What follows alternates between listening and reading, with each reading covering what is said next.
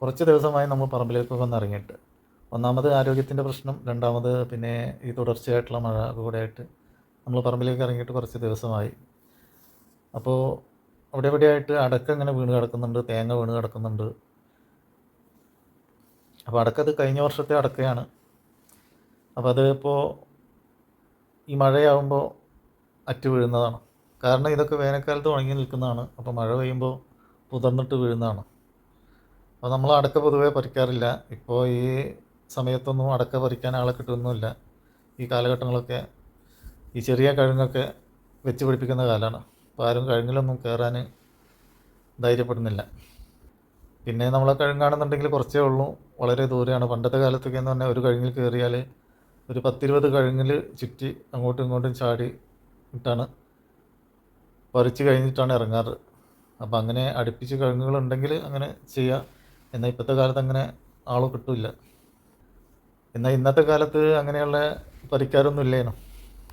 അപ്പോൾ നമ്മൾ ഉണങ്ങി വീഴുന്നത് എടുത്ത് ഉണക്കി വിൽക്കാറാണ് പതിവ്. അപ്പോൾ അതിന് വേണ്ടിയുള്ളതൊക്കെ ഉള്ളൂ.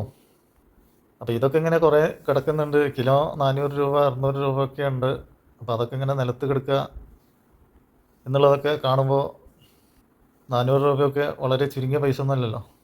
അപ്പോൾ അതൊക്കെ നമ്മൾ പെറുക്കിയെടുക്കുകയാണ്. അപ്പോൾ അതിൻ്റെ കൂട്ടത്തിൽ തേങ്ങ നന്നായിട്ട് വീണ് കിടക്കുന്നുണ്ട്. മഴക്കാലമായിട്ട് തേങ്ങ ഇടാൻ ആൾ വരുന്നില്ല. അതും തെങ്ങിൽ കയറാനൊന്നും ധൈര്യപ്പെടുന്നില്ല മഴ ആകുമ്പോൾ. അപ്പോൾ അങ്ങനെ ഒരു ഭാഗം കൂടി ഉണ്ട്. അപ്പോൾ തേങ്ങയും കൊണ്ട് പെറുക്കി കൂട്ടാൻ. അപ്പോൾ അതിനൊക്കെ ആയിട്ട് ഇന്ന് ഇറങ്ങിയതാണ്. അപ്പോൾ ഇന്ന് തേങ്ങയുടെ കാലം പറയുകയാണെന്നുണ്ടെങ്കിൽ തേങ്ങയ്ക്ക് നല്ല വിലയാണ്. ഒരു കാലത്തും ഇല്ലാത്ത വിലയാണ് ഇപ്പോഴൊക്കെ തേങ്ങയ്ക്ക് നടന്നു പോകുന്നത്. പിന്നെ തേങ്ങയുടെ കാര്യം പറയുകയാണെന്നുണ്ടെങ്കിൽ പണ്ടൊക്കെ നമ്മളെ ഉമ്മയും ഉപ്പയും കാരണവന്മാരൊക്കെ പറയുന്നത് കേട്ടിട്ടുണ്ട്.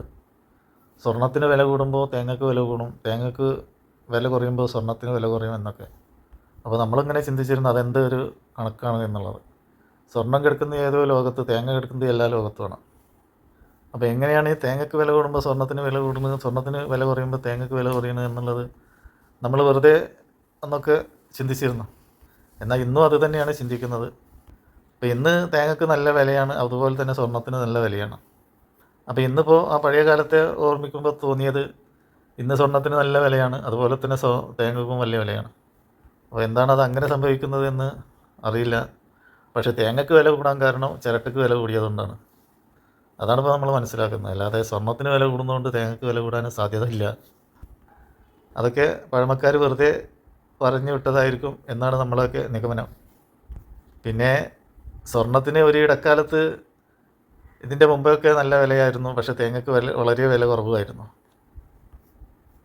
അപ്പോൾ ഒരിക്കലും അത് നമുക്ക് അംഗീകരിക്കാൻ കഴിയില്ല, തേങ്ങയ്ക്ക് വില കൂടുമ്പോൾ സ്വർണ്ണത്തിന് വില കൂടും എന്നുള്ളതൊന്നും. അപ്പോൾ അതൊക്കെ ഒരു പഴഞ്ചൊല്ലായിട്ട് അങ്ങനെ കിടക്കട്ടെ. നമ്മളെ കാര്യത്തിലേക്ക് നീങ്ങാം. അപ്പോൾ നമ്മളെ തേങ്ങ ഒക്കെ ഇങ്ങനെ കുറേ ഉണ്ട്. അപ്പോൾ ഇന്നിപ്പോൾ തേങ്ങ ഇടാൻ 2 ദിവസം ആയിട്ട് വെയിലൊക്കെ ആകുമ്പോൾ വരാം എന്ന് പറഞ്ഞിട്ടുണ്ട്.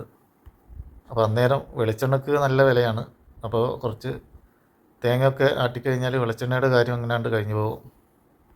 ബാക്കി കുറച്ച് തേങ്ങ വിൽക്കുകയും ചെയ്താൽ കുറച്ചൊക്കെ പൈസയുടെ ബുദ്ധിമുട്ടൊക്കെ അന്നാണ്ട് തീർന്നു പോകും. അപ്പോൾ അങ്ങനെയൊക്കെയാണ് കൃഷിക്കാരുടെയൊക്കെ ഒരു ലോകം. പഴയ കാലത്ത് ഇതൊക്കെ തന്നെയായിരുന്നു ജീവിതമാർഗ്ഗങ്ങൾ. മറ്റുള്ള വിദേശ പണമോ മറ്റോ ഒന്നും ആഗ്രഹിക്കാനോ അതിനുവേണ്ടി പ്രവർത്തിക്കാനോ ആരും ഉണ്ടായിരുന്നില്ല.